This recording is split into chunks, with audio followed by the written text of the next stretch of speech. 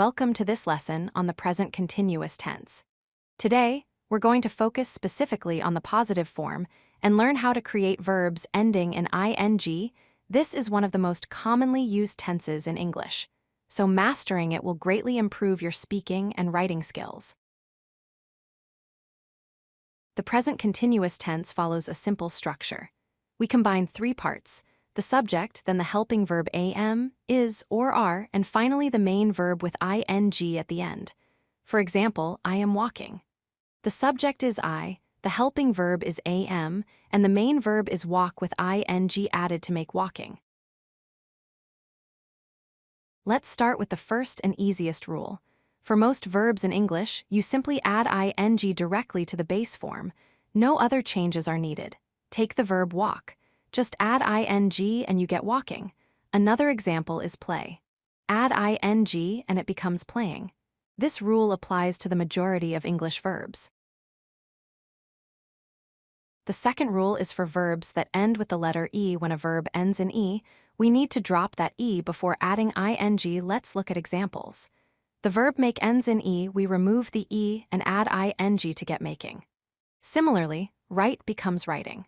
We drop the silent E and then add ing. Rule 3 applies to short verbs with a special pattern. If a verb has one vowel followed by one consonant, we double the final consonant before adding ing. For example, run has the vowel U followed by the consonant N. We double the N and add ing to make running. The verb sit follows the same pattern. It becomes sitting with double T. The fourth rule is for verbs ending in ie. This is a special case. When a verb ends in ie, we change those two letters to y, then add ing. Look at the verb lie. We change ie to y and add ing to make lying. Another example is die, which becomes dying. Remember, ie changes to y before we add ing. Now let's see complete sentences using what we've learned. I am eating uses the verb eat with ing added.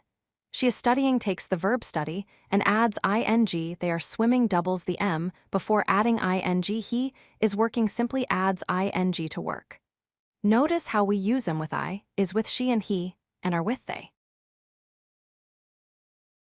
Let's review the four main rules for forming ing verbs.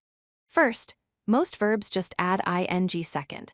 Verbs ending in e drop the e and add ing third.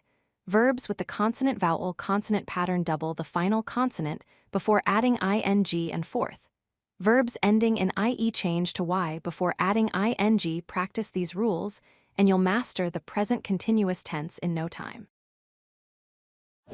If you like this video, hit that like button and don't forget to subscribe. Visit codelucky.com for more such useful content.